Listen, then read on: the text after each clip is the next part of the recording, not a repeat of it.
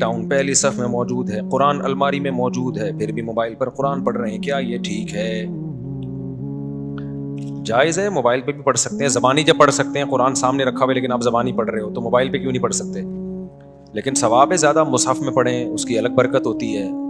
جتنا پروٹوکول دیں گے قرآن کو اس کی اتنی برکتیں زیادہ ہوں گی. لیٹ کے تلاوت بھی جائز ہے نا، لیکن بیٹھ کے کریں گے تو زیادہ ثواب ملے گا.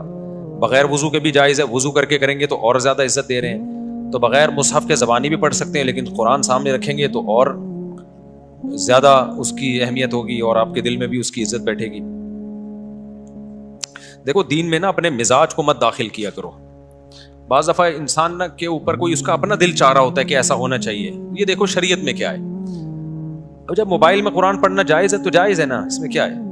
ہاں بہتر ہے پڑھ لو. تو بعض لوگوں کو یہ ہوتا ہے موبائل قرآن سامنے رکھا ہے موبائل میں پڑھ رہا ہے تو کیا ہو گیا اس میں؟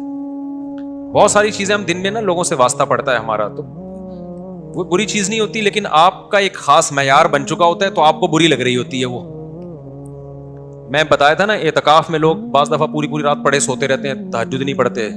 تو ہماری انتظامیہ کے بعض لوگوں نے کہا یہ اعتکاف میں آئے ہوئے ہیں تہجد نہیں پڑھ رہے. تو میں نے کہا نہیں پڑھ رہے تو کیا ہے، تو پڑھے رہنے تو فجر تو پڑھ رہے ہیں نا، پڑھ لیں اچھی بات ہے، ان کو سمجھاؤ، لیکن نہیں پڑھنے سے آپ کو تکلیف کیوں ہو رہی ہے؟ ٹھیک ہے نا، یہ تکلیف ہونا غلط ہے. اس کا مطلب آپ شریعت سے بھی ایک ہاتھ آگے جانے کی کوشش کر رہے ہو. شریعت سے آگے مت نکلو بھائی، اعتدال پہ رہنا چاہیے، اعتدال پہ، افراط و تفریط کا شکار نہیں ہونا چاہیے. شریعت کا حکم ہے کہ کھانا سامنے آ جائے نا، بھوک لگ رہی ہے اور کھانا ہی سامنے آ گیا تو آپ جماعت چھوڑ سکتے ہیں، کھانا کھا لیں آپ. اس کا معمول بنانا جائز نہیں ہے. لیکن اگر کبھی ایسا ہو گیا کہ بھوک بھی لگ رہی ہے اور کھانا اتفاق سے اسی ٹائم پہ آ گیا سامنے، اب وہ چھوڑ کے جائیں گے، کھانا بھی خراب ہو جاتا ہے، ٹھنڈا ہوتا ہے، بعد میں دوبارہ گرم کرنا پڑتا ہے. بعض دفعہ یہ ہوتا ہے دل بھی نہیں لگتا نماز میں کہ یار ادھر کھانے کی طرف توجہ رہتی ہے.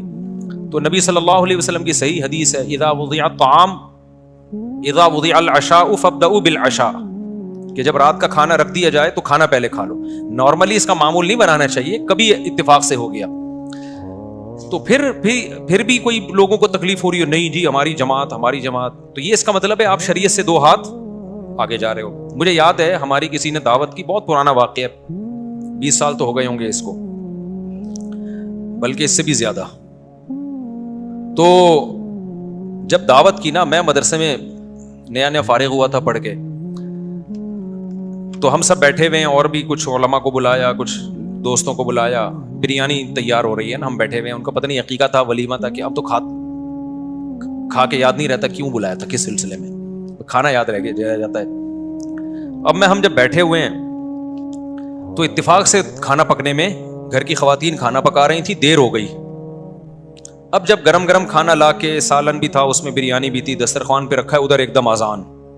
اب مجھے پتا ہے کہ یار ایسے موقع پہ آپ کھانا چھوڑ کے چلے جاؤ نا، گھر کی خواتین کو بہت تکلیف ہوتی ہے، کیونکہ مسجد بھی تھوڑا سا دور تھی، کم از کم 10 منٹ تو لگتے پہنچنے میں، پھر وہاں فرض پڑھتے، پھر 2 سنت مؤکدہ پڑھ کے واپس آتے 10 منٹ اور، تو کم از کم آدھا گھنٹہ تو گیا. آدھے گھنٹے کے بعد کھانے میں یہ ذائقہ نہیں رہتا، اور جن کو بھوک لگ رہی ہوتی ہے وہ بھی انتظار میں بیٹھے ہوئے، ان کو بھی تکلیف ہوتی ہے، تو گھر کی خواتین کی بھی محنت ضائع ہوتی ہے. اب وہ بیچاریوں سے دیر ہو گئی نا، ان کا جان کی نیت تو نہیں تھی. میں نے مسئلہ بھی سنا ہوا تھا، مجھے پتا تھا کہ شریعت کا حکم ہے کہ جب ایسے اتفاق ہو جائے تو پھر کھانا کھا لو آرام سے، پھر جماعت کو مؤخر، جماعت کی بڑی حیثیت ہے اسلام میں، لیکن جہاں اللہ نے گنجائشیں دی ہیں تو وہ تو پھر اللہ کو سے آگے نہ نکلو نا. اب میں نے وہاں کہہ دیا، میں نے کہا نہیں اب کھانا کھائیں گے آرام سے. اچھا اس میں بھی بعض لوگ یہ کر رہے ہوتے ہیں، جماعت نکل رہی ہے جلدی جلدی کھاؤ، یہ غلط ہے، پھر یہ بھی غلط ہے. جب کھا رہے ہو تو پھر تسلی سے کھاؤ، قضا نہ ہونے دو، اتنا تسلی نہیں کہ قضا ہو جائے، قضا کرنا تو کسی قیمت پہ جائز نہیں ہے.